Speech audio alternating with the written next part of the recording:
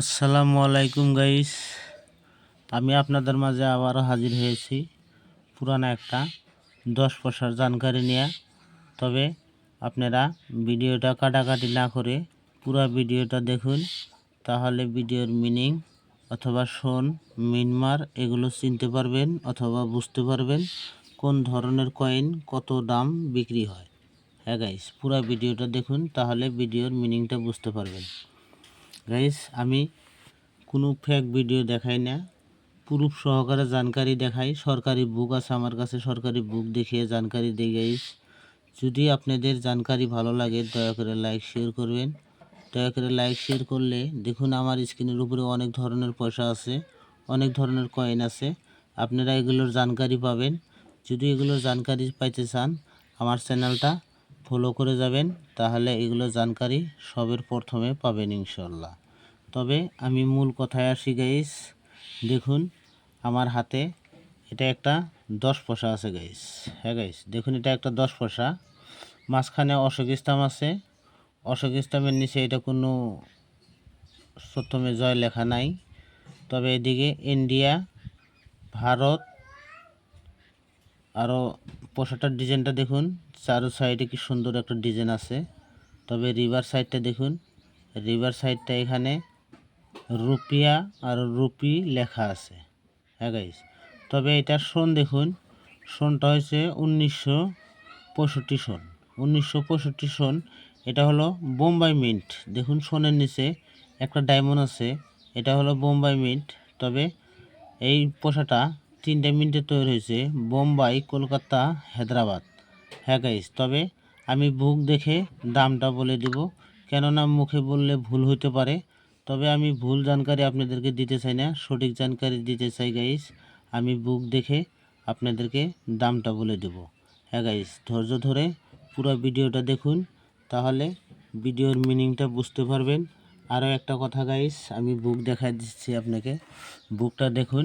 আরও একটা কথা, আজকে দিল্লি কোন জায়গায় বিক্রি হয় পয়সা, জায়গাটার নাম আমি বলে দেব। ভিডিওর শেষ মুহূর্তে জায়গাটার নাম আমি বলে দেব, আপনারা শুনতে পারবেন। সেই জায়গাটায় পয়সাগুলো নিয়ে গেলে বা কয়েন অথবা নোট নিয়ে গেলে বিক্রি করতে পারবেন। হ্যাঁ গাইস, যে নোটের যে মূল্য আর যে পয়সার যে মূল্য, তার মানে কয়েনগুলো আপনাদের যদি ভালো থাকে, নতুন থাকে, তাহলে ভালো দাম পাবেন। আর যদি কয়েনগুলো খারাপ হয়ে থাকে, ড্যামেজ হয়ে থাকে, তাহলে দামটা হালকা হবে, দামটা কম পাবেন। হ্যাঁ গাইস, পুরো ভিডিওটা দেখুন। আমি আজকে দিল্লি এক্সিবিশনের জায়গাটার নাম বলে দিব। আপনাদের হাতে যদি ওই ধরনের পয়সা থাকে, কয়েন থাকে, তাহলে দিল্লি ওই জায়গায় যায় বিক্রি করতে পারবেন। হ্যাঁ গাইস, তবে আমি মূল কথায় আসি। এটা দেখুন আমার পিটিএফটা দেখা দেই, পিটিএফটা দেখলে আপনারা বুঝবেন। হ্যাঁ গাইস, এটা দেখুন, এটা একটা 10 পয়সার পিটিএফ গাইস। আমি এটা পয়সাটা এখানে রাখছি, আপনারা দেখেন, দেখলে শোন মিনমার এগুলো বুঝতে পারবেন। হ্যাঁ গাইস, আপনারা দেখুন ভিডিওটা, পুরো ভিডিও দেখলে আপনাদের পয়সা ধরা অনেক সহজ হবে। তবে আমি 10 পয়সাটা এখানে রাখছি গাইস, আপনারা দেখতে পারবেন। আমি এই 10 পয়সাটার জানকারি দিচ্ছি। এখানে আমার বুকে আছে, এটা আছে বুকে 10 পয়সা। তবে এটা 2024-এর বুক। আমি আপনাদেরকে দামটা দেখায় দেই বা শোনায় দেই। এটা আছে দেখুন 1964 সন। 1964 সনে বোম্বাই, কলকাতা, হায়দ্রাবাদ 3টে মিন্টে তৈরি হয়েছে।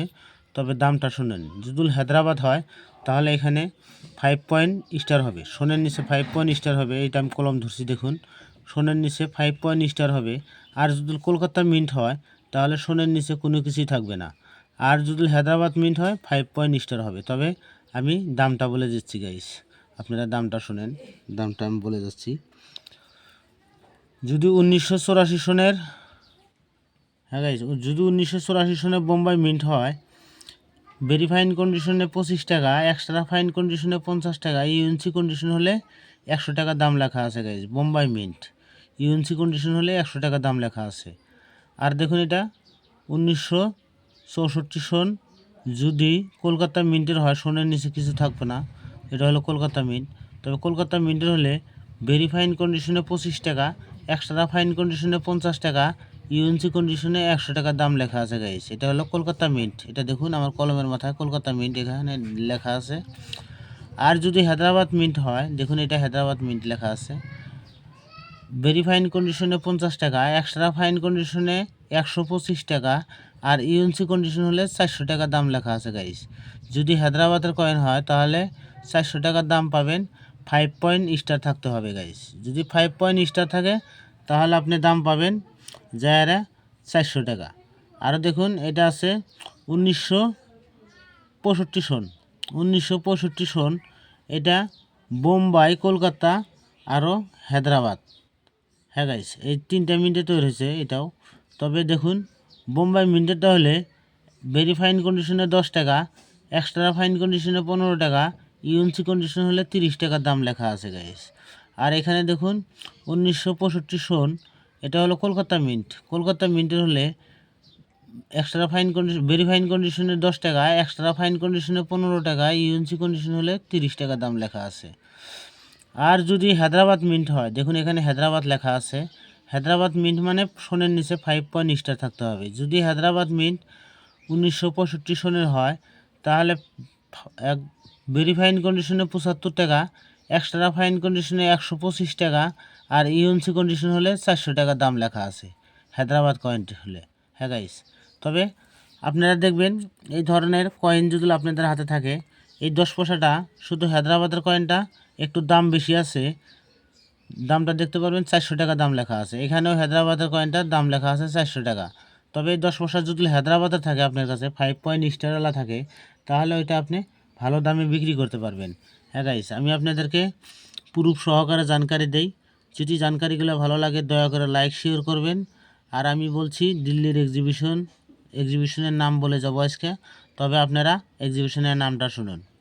দিল্লি ইন্দিরা গান্ধী স্টুডিও, ওইখানে পয়সাগুলো বিক্রি হয়, কয়েন হোক আর নোট হোক। আপনারা দিল্লি ইন্দিরা গান্ধী স্টুডিও